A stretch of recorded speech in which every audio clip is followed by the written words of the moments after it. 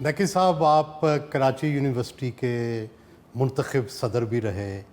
بائیں بازو کی سیاست میں بھی آپ کا بڑا نام ہے، صحافت میں بھی آپ نے بڑا نام کمایا، مزاحمتی صحافت جو ہے اس کی بنیاد بھی رکھی آپ نے۔ یہ فرمائیں کہ جب پاکستان بنا تو اس وقت کیا لوگوں کے ذہنوں میں تھا؟ یہ ایک دائیں بازو کا ملک ہوگا، بائیں بازو کا ملک ہوگا؟ دیکھیے، آپ کو ظاہر علم ہے اس بات کا کہ سن 35 تک کی جو جدوجہد تھی ہندوستان کی آزادی کی، اس وقت تک جو مسلمانوں کے یعنی مطالبات تھے یا ان کی جو خواہشات تھیں کہ کس طریقے سے ان کو اگر آزادی ملے تو ان کے کیا حقوق ان کو حاصل ہوں گے، یہ تھا۔ پھر سن 40 کا ریزولوشن آیا تو اس کو ایک پریکٹیکل شکل دینا، کیونکہ ہندوستان کے ہر علاقے میں مسلمان آباد تھے، کوئی ایسا علاقہ نہیں ہے، چاہے ساؤتھ ہو، چاہے مشرق ہو، چاہے مغرب ہو، چاہے شمال ہو، چاہے جنوب ہو، کہیں بھی ہر جگہ مسلمانوں کی بستیاں تھیں، آبادیاں تھیں، کافی بڑی آبادیاں تھیں۔ تو وہ ظاہر ہے کسی ایک جگہ ان کو جب تک وہ حقوق انہوں نے، آپ نے تو پڑھے ہوں گے، ظاہر ہے کہ 14 پوائنٹ بھی تھے بنے، قائد اعظم کی طرف سے پیش ہوئے لکھنؤ سیشن کے دوران، اور اس کے بعد پھر یعنی یہاں تک کہ ہم سن 40 کے ریزولوشن پہ پہنچے، جب یہ کہا گیا کہ بھئی آپ ڈیفائن کرو کہ پاکستان کہاں آپ بنانا چاہتے ہو، تو پھر یہ طے ہوا، ایک لاجیکل بھی بات تھی، منطقی طور پہ درست تھا کہ ان علاقوں میں جہاں پر مسلمانوں کی آبادی کی اکثریت ہو، پاکستان ان خطوں میں بنے۔ تو دو ظاہر ہے کہ ایک مشرقی بنگال کا خطہ تھا، ایک یہاں کا تھا۔ البتہ یہ تھا کہ مشرقی بنگال میں تو یعنی ظاہر ہے کہ اور ایسی پارٹیاں تھیں جن کی قیادت مسلمانوں کے ہاتھ میں تھی۔ مغربی پاکستان جو تھا اور جو پنجاب کی جو اس میں قیادت تھی، وہ فیوڈلز کے ہاتھ میں تھی، جو بہت ہی انگریز پرست لوگ تھے، ان کو ٹوڈیز کے نام سے یاد کیا جاتا تھا۔ تو اس وقت ظاہر ہے کہ اب آپ کو ظاہر علم ہوگا اس بات کا کہ سن 35 کا جو الیکشن ہوا اس میں مسلم لیگ اس کے نتیجے میں ایک سیٹ صرف حاصل کر سکی تھی، جی صرف ایک سیٹ حاصل کر سکی تھی۔ لیکن یہ تحریک جو تھی، اور قائد اعظم نے اس کو پھر پہلے تو مطالبات کو اس طریقے سے کیا، لیکن ان کو کچھ اس قسم کا ظاہر ہے اور تاثر ملا کہ چونکہ اس میں یہ بھی تھا کہ جب کیبنٹ مشن آیا تو جو بات چیت ہوئی اس میں تو انہوں نے مان لیا کہ اچھا ٹھیک ہے کہ آپ مختلف علاقوں میں حکومتیں بنیں، اور اس کے اوپر ایک کنفیڈرل اسٹیٹ کا سمجھیے تصور جو تھا وہ مان لیا تھا انہوں نے۔ لیکن اس میں نہرو صاحب نے مطلب یہ کیا کہ انہوں نے کہا کہ جب ہم پارلیمنٹ ہوگا اور ہم اس میں اکثریت ہوں گے تو ہم اس کو جس طریقے سے چاہیں گے بدل دیں گے۔ تو اس کو ظاہر ہے کہ اس کو انہوں نے صحیح سمجھا کہ یہ ہمارے حقوق جو ہیں وہ پھر ہمیں نہیں حاصل ہو سکتے اگر ہم ایک متحدہ ہندوستان کے وہ بنیں، اور انہوں نے اس ڈیمانڈ کو ابتدائی طور پہ تو قائد اعظم کہتے تھے کہ ایک لفظ یعنی استعمال ہوا، انہوں نے کہا I will not touch this proposal with a pair of tongs, میں اس کو چمٹے سے بھی نہیں پکڑوں گا اس آئیڈیا کو، اور اس کے بعد وہ اس کے سمجھے قائد اعظم ہوئے۔ تو وہ اس وقت یہ صورتحال ہوئی جب قریب آ گیا، اور 3 جون کا جو پلان آیا اس میں ظاہر ہے اس میں بہت سارے علاقے جن کو مطالبہ کر رہے تھے مسلمان، اس میں بھی اور ادھر بھی، اس میں سلہٹ میں تو ریفرینڈم ہوا، اور مطلب لاہور میں تو ریفرینڈم ہونے کی ضرورت نہیں پڑی کیونکہ یہ تو لیکن صاحب نہیں، ہم اس بات پہ جاننا چاہتے ہیں کہ یہ جب کمیونل تقسیم تھی ایک طرح کی مسلم ہندو سکھ، تو اس وقت کی کمیونسٹ پارٹی نے جو کہ انسانیت پہ یقین رکھتی تھی، انہوں نے اس کو کیسے تقسیم کی، حمایت کی؟ جی چونکہ آپ کو علم ہوگا کہ جو سوشلسٹ تحریک تھی اور کمیونسٹ تحریک تھی، اس کا ایک بنیادی مقصد یہ تھا کہ لوگوں کے حق خود ارادیت کو تسلیم کیا جائے۔ تو اس میں انہوں نے سارے، چاہے ایشیا ہو، چاہے افریقہ ہو یا لیٹن امریکہ ہو، تو کمیونسٹوں نے ہر جگہ ہی اس بات کو سپورٹ کیا کہ لوگ اپنے سیلف ڈٹرمنیشن کی بنیاد پہ، اگر وہ کمیونٹیز، اب جیسے مسلمان تھے مشرقی اور مغربی پاکستان میں، وہ اتنی بڑی بڑی آبادیاں تھیں کہ انہوں نے کہا کہ یہ جو فیصلہ کرے سیلف ڈٹرمنیشن کی بنیاد پہ، تو انہوں نے اس سیلف ڈٹرمنیشن کی بنیاد پہ یہ دونوں بنے۔ اب اس میں آپ یہ کہہ سکتے ہیں کہ قیادت جو تھی وہ ایسی تحریکوں کی ہمیشہ قیادت مکس ہوتی ہے، اس میں فیوڈلز تھے، آپ دیکھیں فیوڈلز نے تو پاکستان توڑ دیا۔ میں بالکل ہی یقین سے کہتا ہوں کہ فیوڈلز نے اور بیوروکریسی نے اور یہاں کی جو مقتدر قوت ہے اس نے، سب نے مل کے پاکستان کو توڑا، کیونکہ وہ مشرقی پاکستان کے ہوتے ہوئے پاکستان میں جمہوریت کو رد نہیں کر سکتے تھے، جمہوری نظام کو۔ میں بالکل یقین سے کہتا ہوں کہ پاکستان میں جمہوری نظام لانا کسی بھی علاقے سے بہت زیادہ مشکل ہے، اور اس کے لیے ظاہر ہے کہ جو ہمارا علاقہ ہے، میرا اور آپ کا، یعنی پنجاب، جب تک یہاں پہ یہ تحریک نہ سکسیسفل ہو کہ اس کو تبدیل کیا جائے اور اس کو واقعی ایک جمہوری ملک بنانا ہے اور سویلین سپریمیسی قائم کرنے، مقصد تو یہی تھا۔ مجھے دیکھیے قائد اعظم، نقی صاحب یہ فرمائیں کہ بھئی جب پاکستان بن رہا تھا تو ظاہر ہے بائیں بازو نے اس کی حمایت کی، تو ان کے ذہن میں کیا تھا؟ ان کے ذہن میں ایک دائیں بازو کا ملک ہوگا، بائیں بازو کا؟ دو باتیں تھیں، ایک تو یہ تھا کہ مسلمانوں کا رائٹ ٹو سیلف ڈٹرمنیشن، وہ تو ہو گئی بات۔ ایک دوسرا یہ تھا کہ مسلمان واقعی پسماندہ رہ گئے تھے، اور اس کی وجہ یہ تھی کہ ابتداء میں تو مجھے بچپن میں ابھی تک یہ بحث تھی کہ انگریزی پڑھو یا نہ پڑھو، ہیں، تو اس وقت تو یہ تھی کہ تعلیم میں آپ پیچھے رہ گئے، آپ دوسری جو ترقی کی راستے تھے، وہ جو آپ فرما رہے تھے نا، وہ فکرہ ایک کہہ دیں جو وہاں فرما رہے تھے کہ بھائی قیادت تو دائیں بازو کے ہاتھ میں تھی، لیکن عوام کی خواہشیں بائیں بازو کی تھیں، یہ فرما دیں۔ یہ تو بالکل وہ یہ تھا کہ قیادت میں تو ظاہر ہے دایاں بازو تھا، فیوڈلز تھے، لیاقت علی خان تھے، اور بھی لوگ تھے، سر مرزا اسماعیل تھے، اور دوسرے لوگ تھے، ادھر ہمارے یہاں دولتانہ تھے، جی ایم سید صاحب تھے، یا قبائلی علاقوں میں تو ہمیں مختلف،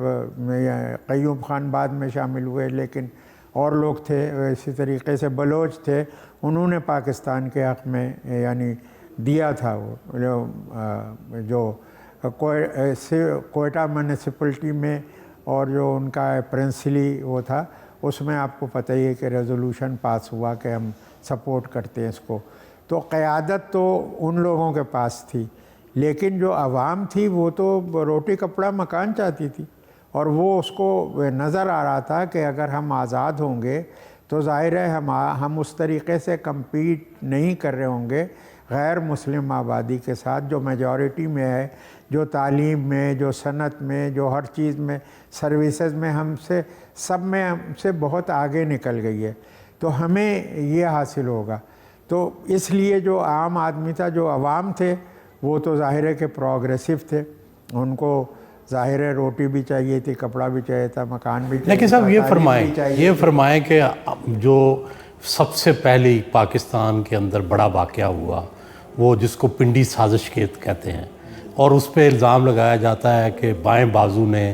حکومت تبدیل کرنے کی، ایک سوشلسٹ انقلاب لانے کی کوشش کی، یہ کس حد تک سچ ہے؟ یہ جو کانفلکٹ تھی، یہ تو آپ اسی سے نکلتی ہے کہ فیوڈل قیادت تھی اور فیوڈل قابض ہو گئے تھے، اور وہ پاکستان میں تبدیلی نہیں چاہتے تھے، وہ چاہتے تھے کہ فیوڈلزم مضبوطی سے رہے اور باقی سب ان کے زیر نگی رہیں، اور جو آبادی تھی ظاہر ہے اس کا نقطہ نظر کچھ اور تھا، اور کمیونسٹ پارٹی نے سپورٹ بھی کیا تھا پاکستان کے موومنٹ پہ، آپ ان پہ یہ بھی الزام نہیں لگا سکتے تھے، تو لہٰذا انہوں نے کہا کہ یہ کمیونسٹ پارٹی جو ہے یہ تختہ الٹنا چاہتی ہے، اور اس کے لوگ، حالانکہ کمیونسٹ پارٹی کی سینٹرل کمیٹی میں باقاعدہ یہ موضوع بحث میں آیا اور رد ہوا کہ یہ نہیں ہو سکتا، اور اس وقت سمجھیے کہ ظفر اللہ پوشنی صاحب جو یہاں ہوتے تھے اور میجر اسحاق محمد، اکبر خان کی اس میں جو بیگم تھی جہاں شاہ نواز کی بیٹی نسیم اکبر صاحب، نسیم اکبر، جو بعد میں پیپلز پارٹی کی وزیر بھی رہیں، تو انہوں نے مطلب یہ میس میں یہ کہنا شروع کر دیا کہ ہم تو تختہ الٹ دیں گے ان کا، اور ظاہر ہے کہ اس وقت کی جو تو آپ سمجھتے ہیں اس کی حقیقت نہیں تھی؟ نہیں، کوئی فیض احمد فیض کیسے پاکستان بننے کے مخالف ہو سکتے تھے، جنہوں نے کمیونسٹ پارٹی کی طرف سے، یعنی وہ تو ایک طریقے فل ممبر تو فیض صاحب نہیں تھے کمیونسٹ پارٹی کے، لیکن وہ فیلو ٹریولر تھے، اور بھی جو لوگ تھے وہ انہوں نے تو اس کو سپورٹ کیا تھا پاکستان۔ آپ سمجھتے ہیں کہ یہ سازش یہ سازش دراصل لیاقت علی خان اور ان کا جو گینگ میں کہوں یا گروپ تھا، اس نے یہ بنائی تھی کہ یہ قبضہ کرنا چاہتے، وہ صرف چاہتے تھے کہ بھئی آئین سازی ہو، اور یہ آئین سازی ڈیلے کر رہے تھے کیونکہ ان کی کوئی کانسٹیٹوئنسی یہاں تو تھی نہیں، ان کی کانسٹیٹوئنسی تو ہریانہ میں تھی یا دہلی میں ہو سکتی تھی لیاقت علی خان کی اور ان کے ساتھ کے جو کچھ لوگ تھے، تو یہ تو اس اقتدار پہ قابض رہنا چاہتے تھے، تو انہوں نے یہ شوشہ چھوڑا کہ یہ، اور دوسرے ان کو سپورٹ ملی ان لوگوں کی طرف سے بھی کہ جو فوج کی اعلیٰ قیادت تھی، اس کے تحت، اس کے ماتحت ایسے ایمبیشس ایلیمنٹس بھی تھے جو ظاہر ہے کہ یہ چاہتے تھے کہ اقتدار ان کے پاس آئے، تو یہ اس کا سبب تھا۔ نقی صاحب، یہ جو ہماری مقتدرہ کی فوج کی اور بائیں بازو کی ایک لمبی لڑائی چلی، جس میں بائیں بازو کو بہت زیادہ مظالم کا بھی سامنا کرنا پڑا، اس کی کیا وجہ تھی؟ کہ نظریاتی بنیاد تھی، حکومت اقتدار کی کشمکش تھی، کیا وجہ تھی؟ بنیاد تو یہ تھی کہ جو اس وقت مطلب یعنی اب آپ نے ایک پاکستان بننے کے بعد پاکستان کے کیوں بنایا گیا ہے اس کا ریزولوشن بعد میں آیا، یعنی ایک چیز آپ کریٹ کرنا چاہتے ہیں تو وہ تو ظاہر ہے پہلے سے آپ طے کرتے ہیں نا، تو یہاں قرارداد مقاصد بعد میں پیش ہوئی اور پاس کروائی گئی، اور مولویوں کے زیر اثر تھی وہ، انہوں نے ہی اس کو پاس کیا، تو وہ یہ کشمکش تو ظاہر ہے ہونی تھی، کیونکہ مسلمانوں میں دونوں ہی اسٹریکس تھیں جو دھڑے تھے، ایک طرف وہ تھے کہ جو ظاہر ہے کہ جو یہ چاہتے تھے کہ اب بن گیا ہے، پہلے تو اس کو کہہ رہے تھے کہ یہ ایک درندے کی پیدائش ہے، آپ نے تو پڑھے ہوگا وہ سب، آپ کے خیال ہے کہ جو ہمارے علماء تھے، ہاں وہ تو اس کو درندے کی پیدائش کہہ رہے تھے، اس کے بعد جب بن گیا تو اس کے اوپر قبضہ کرنا چاہتے تھے، اور ان کو ظاہر ہے کہ عام عوام جو تھے ہمارے، ابھی اس وقت 40% الٹریسی ہے، تو اس وقت اس سے زیادہ ہی تھی کچھ، تو یہ بھی تھا، اور پھر یہ بھی تھا کہ بہت سارے جو علماء تھے وہ پاکستان کی تحریک میں شامل نہیں تھے، وہ کانگریس کے ساتھ تھے، مولانا آزاد وغیرہ، جن کو علماء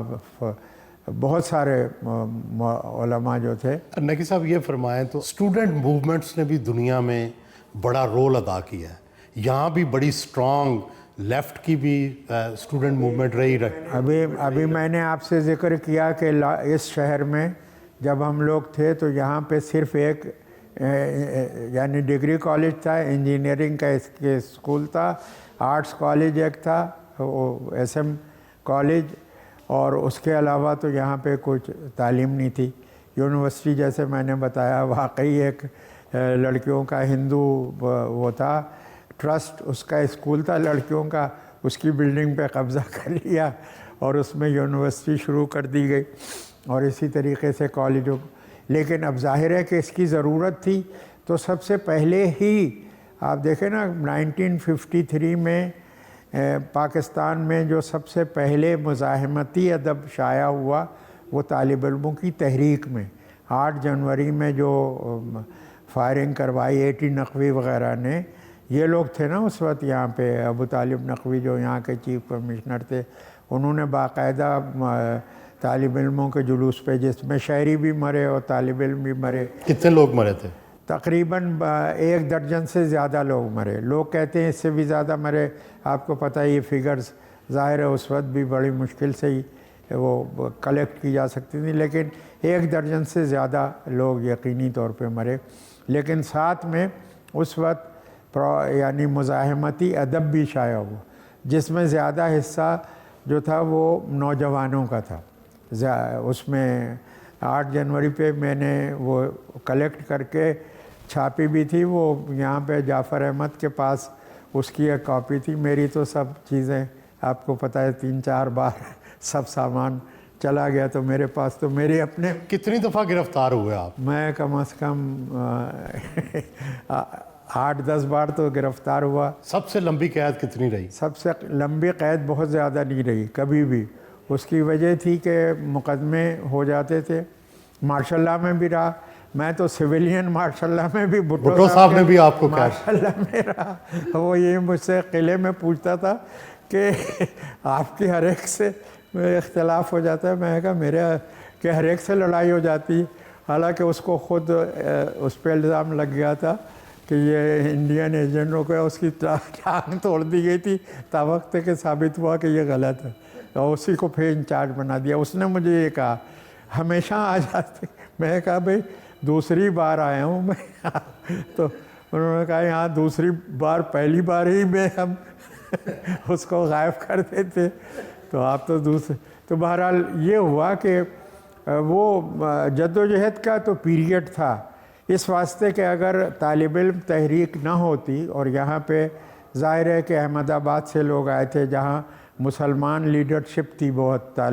یہ ٹریڈ یونین کی تحریک جو تھی یہ احمد آباد کے مسلمان ٹریڈ یونینسٹ نے یہاں پہ چلائی. عزیز احمد تھے یہاں، چاچا علی جان تھا، یہ لوگ تھے، انہوں نے یہ تحریک چلائی تھی. اس میں ظاہر ہے کہ کمیونسٹ پارٹی کی طرف سے مثلا حسن ناصر صاحب رہے جب تک کمیونسٹ پارٹی کے اوپر پابندی نہیں رہی، اور اس کے بعد وہ چلے گئے، اور جیسے ہی وہ پابندی ختم ہوئی تھی وہ آئے اور ظاہر ہے گرفتار ہو گئے، اور پھر قلعے میں ان کو شہید کر دیا گیا. اسٹوڈنٹ موومنٹ کیوں ناکام ہوئی؟ اسٹوڈنٹ موومنٹ تو ناکام نہیں ہوئی. اسٹوڈنٹ موومنٹ نے تو وہ اچیو کر لیا تھا. اسٹوڈنٹ موومنٹ یہ تھا کہ یونیورسٹیز بنے، کالجز بنے، اور وہ جو تحریک تھی وہ تو کامیاب ہو گئی. قیادت تک نہیں پہنچی، ملک کی قیادت تک نہیں پہنچی. قیادت بھی پیدا کی، اس نے قیادت پیدا کی، لیکن چونکہ قیادت لیفٹ کی تھی اور پاکستان کے اوپر فوج نے اور بیوروکریسی نے قبضہ کر لیا تھا پاکستان کی. آپ دیکھیں نا کہ سن 54 میں پہلی بار، میں لکھ بھی رہا ہوں اس کے اوپر، لیکن سن 54 میں اس کے اوپر آپ دیکھیں کہ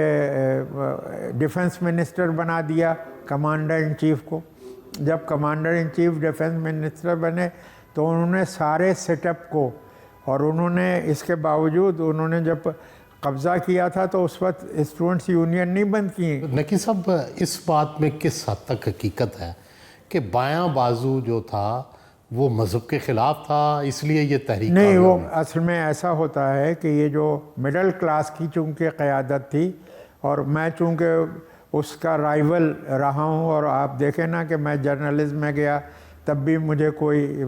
دقت نہیں ہوئی. یعنی لاہور میں آپ مجھ سے خود پوچھ رہے تھے، مجھے یاد ہے کہ بھئی یہ لوگ آپ کے ساتھ اتنے کیوں ہوتے ہیں. تو اس میں یہ ہے کہ ایک ملک جو مذہب جس میں اس کی بنیاد یہ ہے کہ وہ مسلمانوں کی اکثریت کے لیے بنا ہے، تو اب آپ اس میں مذہب کے خلاف اگر ہرزہ سرائی کریں گے اور بکواس کریں گے تو ظاہر ہے آپ ان پاپولر ہو جائیں گے. لیکن مڈل کلاس جو تھا وہ اس میں بڑا فخر مڈل کلاس میں لوگ محسوس کرتے تھے کہ وہ اللہ کو نہیں مانتے. آپ نے اس کی ہمیشہ مخالفت؟ نہیں، ہم تو ہمیشہ، اور ہم لوگ کامیاب بھی رہے اس میں، اس واسطے کہ یہ تو ہمارا مسئلہ ہی نہیں تھا. ہم تو تھے ہی سب مسلمان پیدا ہوئے. میں تو